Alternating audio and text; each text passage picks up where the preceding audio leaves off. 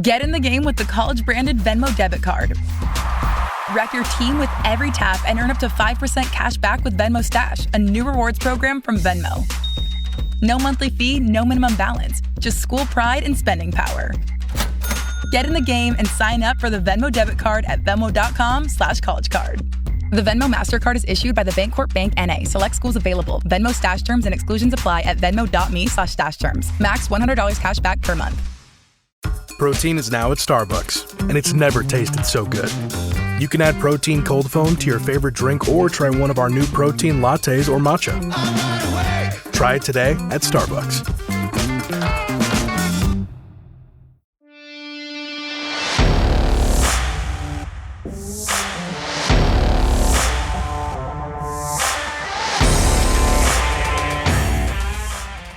What is the standard of an average varsity athlete that can definitely help you win? And we know they're strong enough where strength is not the reason they're losing the game. So it was more like, let's double check on the floor instead of always trying to raise the ceiling. I think everyone's always trying to raise the ceiling on these kids, and they forget that the kids have 18 other things going on. Welcome to the next episode of the Tully Legends podcast on the Coaching Coordinator Network, presented by our partner, Tully. At this time of the year, the off-season program is the focus, and Tully helps staffs get more out of the season by making standards visible, tracking the work, and tightening the feedback loop. This series highlights coaches and performance leaders who are building strong programs the right way, with clear standards, measurable accountability, and consistent feedback. Each guest you'll hear on this podcast has used Tully to collect more than 10,000 data points within their program over the past year. This isn't about numbers for the sake of numbers. It's about clarity. It's about visibility. It's about creating an environment where athletes understand expectations, see their progress, and take ownership of their development. The coaches featured here are not chasing technology trends. They're using simple, practical tools to strengthen communication, increase buy-in, and build cultures rooted in measurable growth. Throughout this series, you'll hear how tracking has become an integrated part of daily coaching, driving motivation, reinforcing standards, and helping athletes and parents clearly see development over time. This isn't about replacing coaching, it's about equipping coaches with better feedback systems. Let's get into today's conversation. The world moves fast. Your workday, even faster. Pitching products, drafting reports, analyzing data. Microsoft 365 Copilot is your AI assistant for work. Built into Word, Excel, PowerPoint, and other Microsoft 365 apps you use. Helping you quickly write, analyze, create, and summarize. So you can cut through clutter and clear a path to your best work. Learn more at Microsoft.com/M365 Copilot. Hi, everybody. Welcome back to another episode of the Tully Legends podcast. Very, very exciting today to have the one and only Coach Jack Byrne joining us from up in the great Northeast. Jack is kind of a legend in the area. He's a former head football coach at Windham High School in Windham, New Hampshire. He's currently the founder at Foundation Strength. He's teaching, he's lecturing, he's coaching, he's kind of given his playbook out to coaches around the Northeast as well as around the country. He's been a friend of Tully in our business for a long time. So, Jack, really happy to have you on. Thanks for joining us. Yeah, dude, this is awesome. This is great. And you'd calling me a legend. That's on my bucket list, dude. Let's go. It's a Legends podcast, so we have to lean into it if we can. But excited to talk. So kind of the background before even getting your full story. Jack and I got introduced a few years ago when we were really early on with Tully. And one of my former coaches at Harvard was coaching at Brown. And he just said hey, this there was this high school coach in New Hampshire who came and he talked to our whole staff about strength and conditioning. And the guy, was just awesome. And, his delivery and talking about how to keep the kids engaged. And I think you were one of the first people that I met who really made it so much more about the kids and their buy-in and their excitement and keeping them focused and really making that the priority, not the, fundamental. I mean, obviously there's fundamentals of the lifting and the training, right? You have that knowledge. We'll talk about that. But you really put that front and center. And I think that's obviously the philosophy that we built with Tully. And so we hit it off with, from the start. But give everybody who's kind of new to you or learning about you and your system, like give us your full background. How did you get here? How did you get that perspective over these years? Yeah, man. I think that the short story is I had pretty amazing coaches and teachers through the whole run. I grew up in a town in Massachusetts, Tewksbury, which is like, if you want to know someone's from Tewksbury, just wait like 5 minutes. They'll tell you. You know what I mean? Like everyone's really proud to be from there. And the coaches that I had growing up, Coach Brian Aylward and his whole staff, those guys were just so awesome. Like there was a great mix of exactly like you said. Like we always learned the fundamentals. We knew what to do, but there was always a deeper side to it. You felt like you were in a movie about football where like you were really battling with your brothers and you really cared. And so I think that caring piece was always in me. Went on to Tufts University right down the street from you. So I got the D3 version of what you were doing. And yeah, another like just a ton of normal, cool, hardworking people. And I was so lucky. Like my Bill Samko was my head coach there, and Mike Pimentel was the head strength coach there. So I got to do some strength interning while I was at school. And it was just really cool people the whole way through. It was awesome. I went along to, right after I graduated, I was a personal trainer and a massage therapist back in my early 20s. I really just wanted to get kind of like a taste of the medical field without going to med school for 10 years. So, I just wanted to help people as much as I could. Did some personal training, some team training, and I was coaching. And moved out to Colorado for a couple of years. I coached at Summit High School in Breckenridge. So I got my crazy 20s in that area, and tell everybody I had probably 20 years of stories in a 2-year period during that time. It was really cool. And once the writing was on the wall to come home back to New England, I found out that Wyndham High School was opening. It was a brand new school, which, if you're in other parts of the country, there's schools kind of propping up all the time. I mean, especially in Colorado, there was a new school every year. But in New England, that doesn't usually happen. So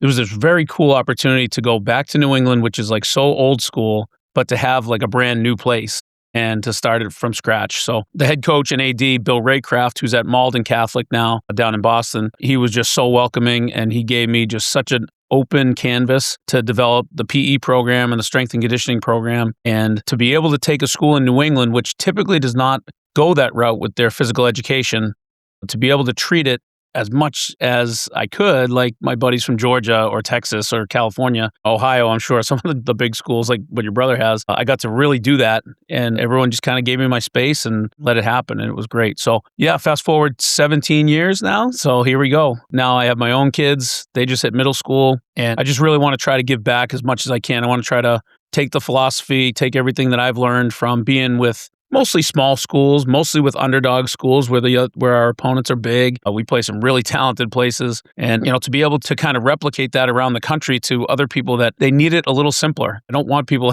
losing sleep in the middle of the night like me, trying to put the perfect program together and coach and be a good dad and all that other stuff. So that's where I'm at right now. And I'm really happy. I mean, I miss being a head coach for sure, but it's really cool to think of how much this could really spread to other places. And I really want to help as many kids and coaches that I can that need it. Yeah, that's awesome. I mean, strength conditioning, obviously it's developed. It's kind of been this top down, this trickle down, it's in the pros. It's developed in college. And I know a lot of people in Ohio who say it all started at Ohio State in the 70s. And, who knows where it exactly really took off. But I think, the model was sort of built in D1 college, maybe. Like that's the model everyone kind of looks at. And I think you've already hit on it. We just know there's 20,000 plus high schools in the US, and very few of them have the resources, the staff, the athletes, all the time, all that stuff that model is going to work in. And you read about them, and I feel like that sometimes that becomes the standard that everyone's striving for. And some people find a way to make it work, but there's so many schools and programs like you hit on, and you call them underdogs, but it's really the norm. It's just, we got a million things going on. So like, we can't expect that we're going to have a 5-person strength staff, and we're not going to have 12 hours a day to like run the weight room. We got to build this into what we have. We're talking about high school kids who are probably playing multiple sports, and they got practice, and this has got to fit into their schedule and keep their attention. Everyone's in different places and maturity. And so like, again, one of the things that we've built into our software is this philosophy that just configures, it works for everybody, gives you what you need, no more, no less. And that's kind of what you built with your philosophy here. Was that kind of born out of Wyndham and what just making work what you had with those resources, or was that like a master plan kind of coming into it? Yeah, it was a total master plan. I had a plan for no, it was definitely learning on the fly, and it came from a great place. Wyndham, New Hampshire is one of the best places that I've ever seen. I mean, it's definitely the best school that I could ever imagine. I mean, I would put it up against any private school out there. I mean, the way they treat their kids and the standards of the families and the kids there are just awesome. So you had a ton of 3-sport athletes who were also in the play, who were also playing an instrument, and they're in 2 AP classes, and trying to make them go to, hey, you got to be there on Tuesday because it's squat day, and we're on a power phase this month, and I need you there. It's like, that's unrealistic. It's not right. So it was just like, what do we actually have to do to get these kids to a level of potential that we can compete against the teams we compete against, and also not do any harm? I mean, it's like a lot of coaches, it's like, are you really going to be the one that pushes a kid over the edge and asks them to do something that they really can't handle? I just don't think that needs to happen. So, we switched. Basically, the short story is that we switched from sort of a leaderboard mentality to more of a standards mentality.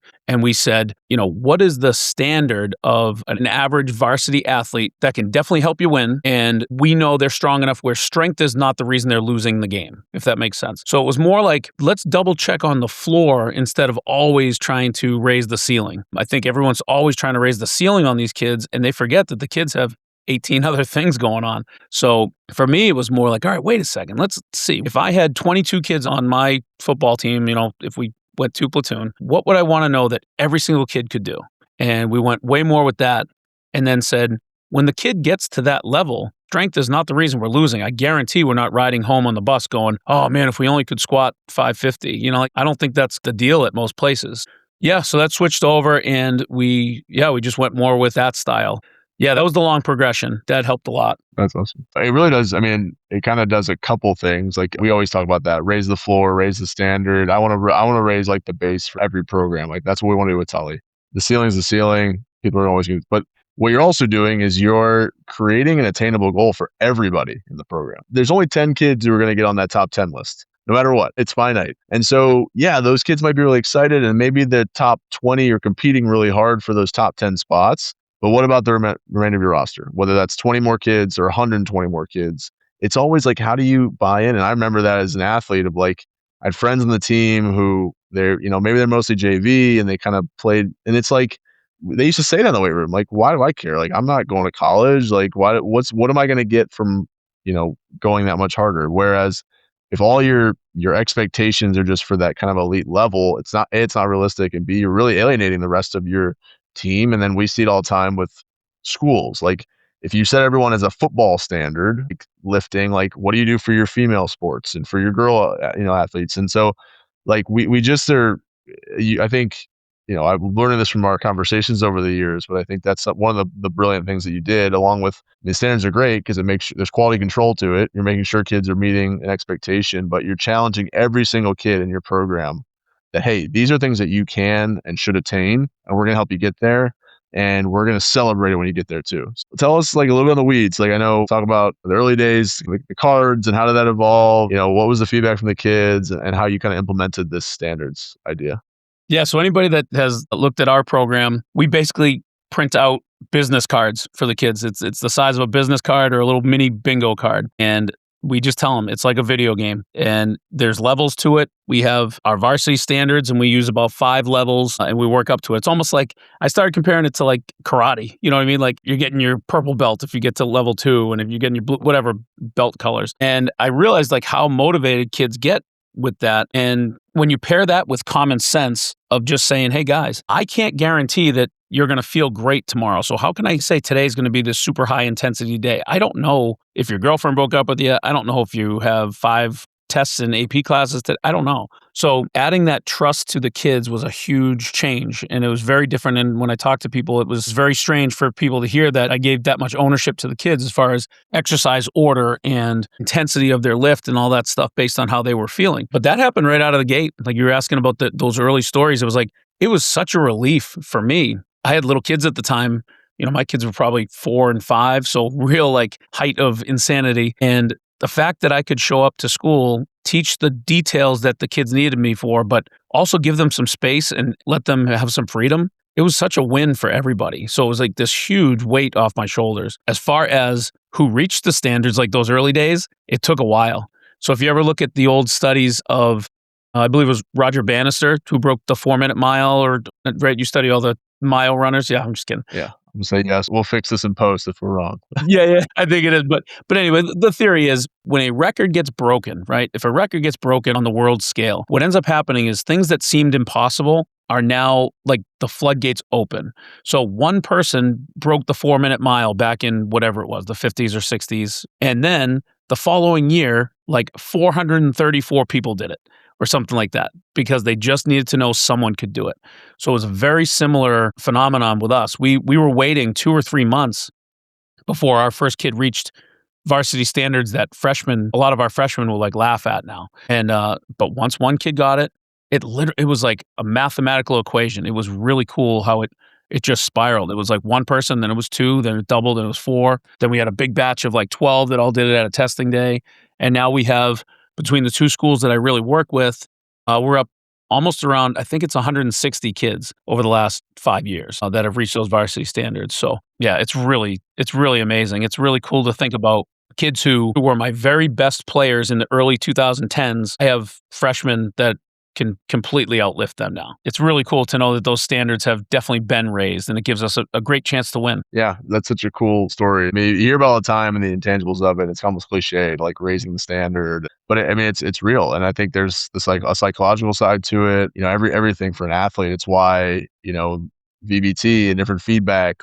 If you can see that number and you can see where the bar is, you could beat it, right? And so again, it's why stuff that we harp on all the time, talking about why tracking and objective measurement, why it's important. It's not about evaluation. It's not about criticizing. It's not about limiting people. It's actually about giving them the opportunities, to go strive and succeed and do things that, without it, they might think it's impossible. When you see 20 other kids ahead of you did it, like I can do that. That makes perfect sense. And I mean, we see it all the time. Just watch the Winter Olympics. You see how many Olympic records and world records at every event is like setting those again. So that's a cool illustration. What were the hiccups? What were the roadblocks? What were the pushbacks? You give kids freedom, and I know a lot of coaches, like you said, who would be like, absolutely not. We're lifting on the whistle, and like nobody steps out of line. And again, that works for certain cultures and certain teams, and that can work for anybody. But like, what did you find? Did you run into those problems? Did you have pushback? What was it?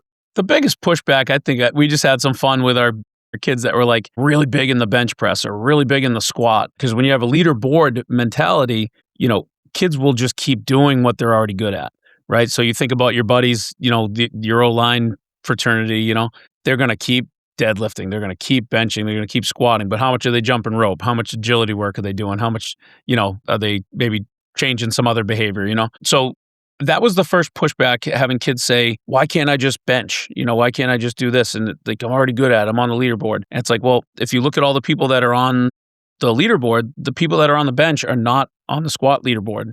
The people that are on the squat leaderboard aren't on the deadlift leaderboard. So it was just like, nah, I want that template of a well-balanced, healthy kid. And that was probably the biggest thing, but none of it was ever crazy. I think they bought in pretty quick once they realized, hey, they're chasing something. There's a game to it.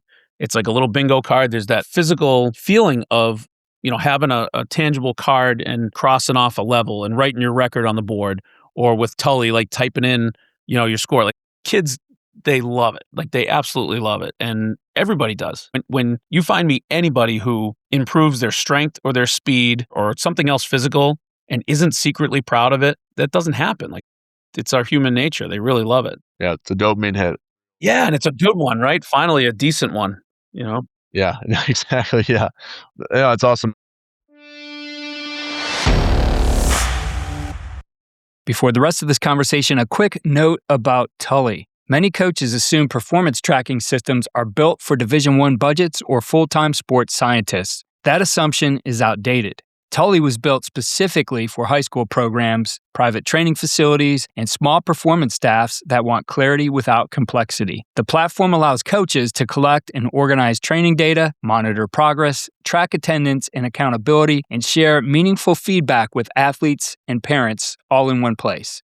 Programs using Tully consistently report 3 outcomes: higher athlete engagement, stronger accountability, increased parent visibility, and trust. Most importantly, coaches regain time because the system centralizes information instead of scattering it across spreadsheets and whiteboards. If you believe feedback should drive development, but you've assumed technology was too complicated or too expensive to implement, Tully was designed specifically to remove those barriers. Visit Tully.app to see how simple performance tracking can transform your program. So you're doing two jobs, right? You're running these are two full-time jobs. So you decided to take a step back, spend more time with your kids and coach them, and I know read all those things. So talk about Foundation Strength. What went into putting this together really as its own project and kind of trying to package this program in a way that you can go help others. I mean, you've been doing it for decades, I think, talking to coaches all the time and sharing your insights. And I mean, a lot of this industry, what we love about it is a lot of people are open books, but I think you've really set the standard. Like, I'm here to help. I want to learn about your program, offer what advice I can. And it's always from a humble and kind of a servant leader type of mindset. But talk about Foundation Strength. What went into that? What's kind of the mission statement behind what you guys are building and where we're at now? Yeah. So it started when we had a former player who actually caught the game-winning touchdown in our 2014 state title game. His name's Anthony Gallo, and he's with contentcreator.com. And that's the platform that I use for all my courses and all the other stuff. And I mean, just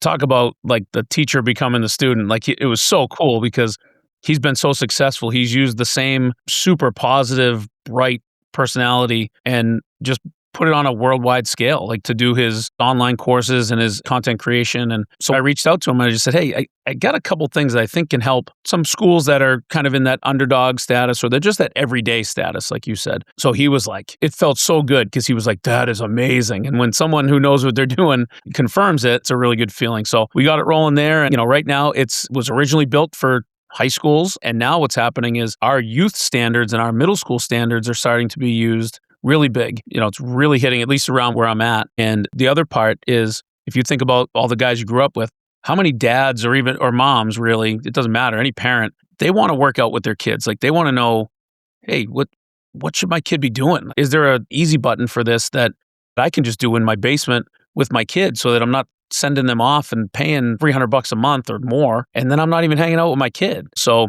I just think there's so many situations for it that I don't even know what order I'm going to go in, and I don't even care. Like honestly, if I had a great business plan, that'd be fine. I don't have time for it. So I'm just like, let's just keep seeing who needs it, and the more people I can help where it makes that change, and a kid gets off the couch and hangs out with his dad and lifts, or goes and, hey, let's go do some pro shuttles today, Dad. Like let's get some scores on Tully. Let's mark a few things off the card. That just gets me so fired up. And yeah, so the mission right now is really just how many people can I help? Like I've never had like a financial number, never had like any of that. It's like, I want to try to get 1,000 kids to standards, no matter where they're from.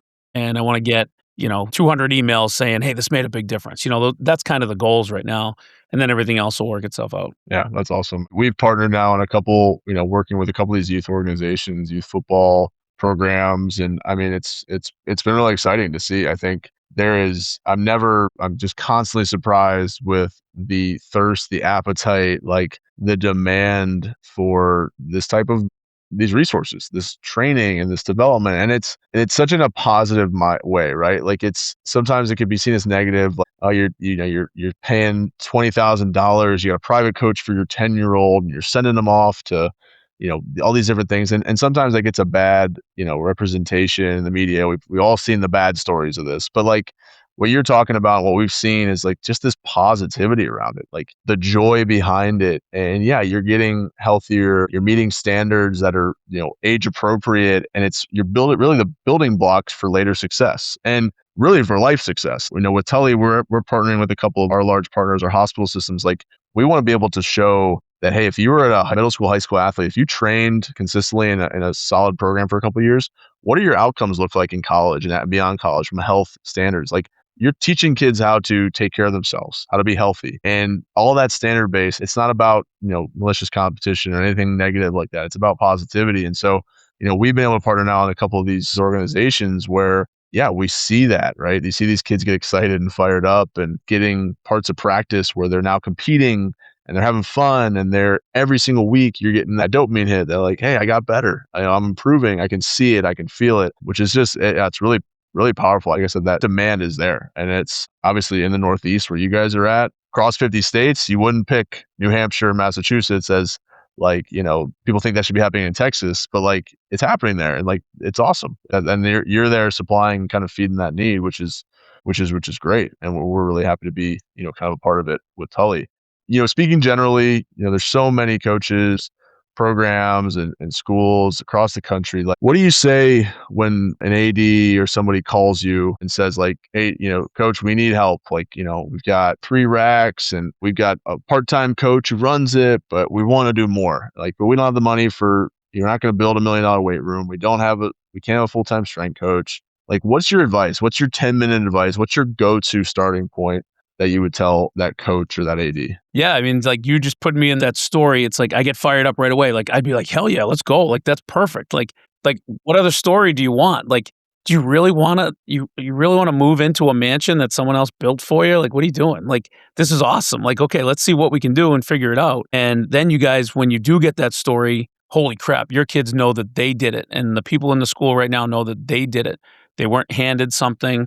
Everything was built brick by brick. I mean, that's kind of what the philosophy is with us. And that is just so much cooler. I mean, does anybody watch 80s movies like Rocky and like root for the guy who has everything handed to him? No, it's always like the old school, like, dirty barn and like, rusty weights and stuff like that. So that, I think, screams to most competitors. I think that makes people feel really good. So first of all, I think that's where I would go. Like, I just wouldn't shut up about how lucky they are to have that situation, and I wouldn't be kidding. Like, I don't, I'm not salesy about it. It really does make me feel good.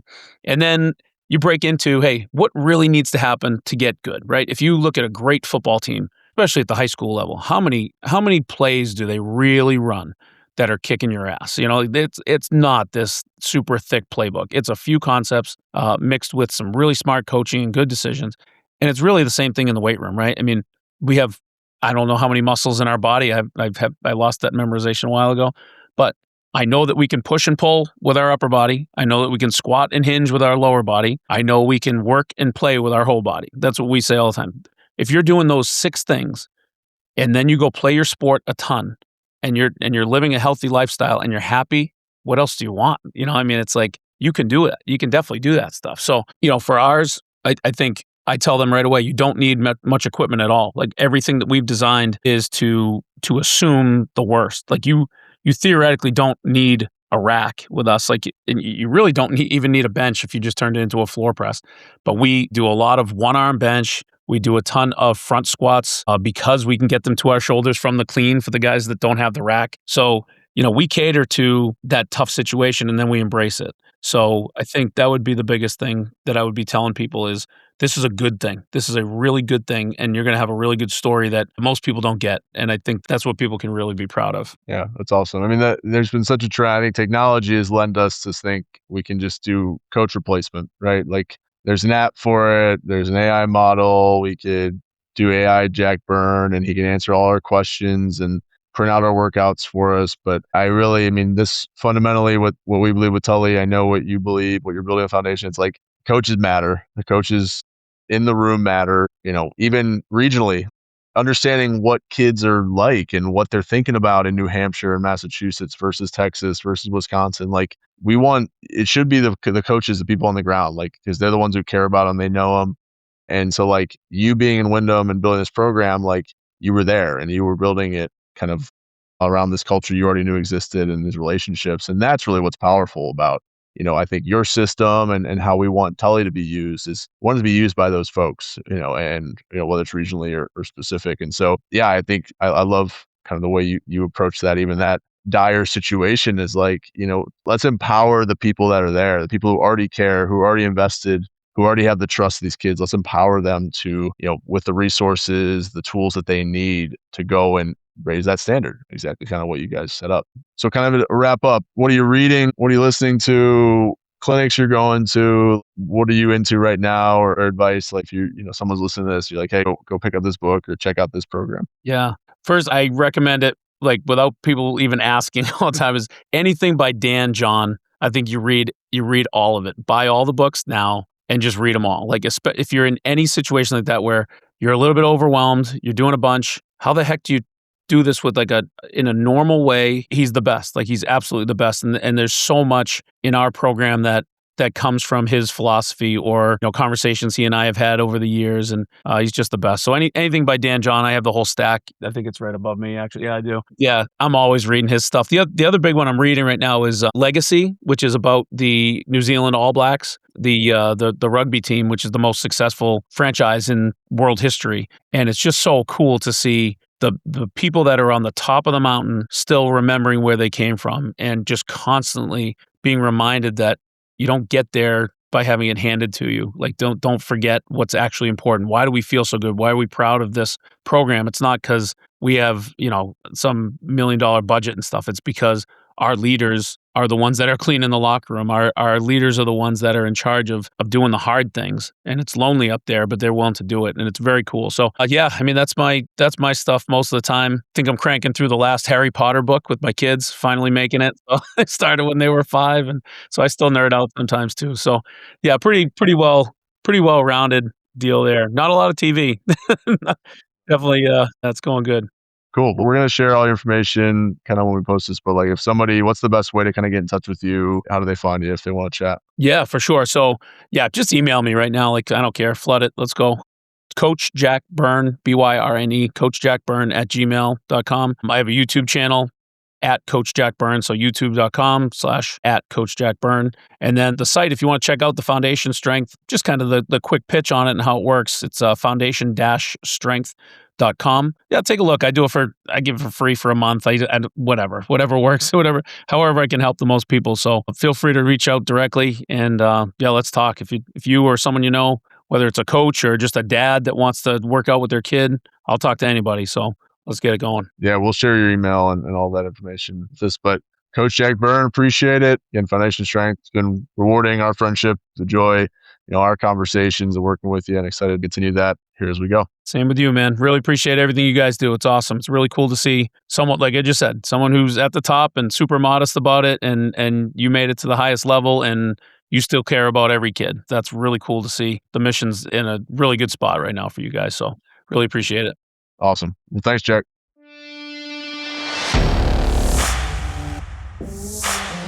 That wraps up this episode of the Tully Legends podcast. The common thread across every guest in this series is not budget size, staff size, or access to elite facilities. It's intentionality. The most successful programs create clarity, define standards, measure what matters, and give athletes consistent feedback. The result is stronger culture, greater ownership, and more sustained performance gains. If today's conversation challenged the belief that data tracking is only for large programs, that's the point. Practical technology, when implemented with purpose, amplifies good coaching rather than complicating it. For more conversations with coaches building measurable, accountable programs, subscribe to the Tully Legends podcast and find our articles on Tully on coachandcoordinator.com. Until next time, continue building with intention.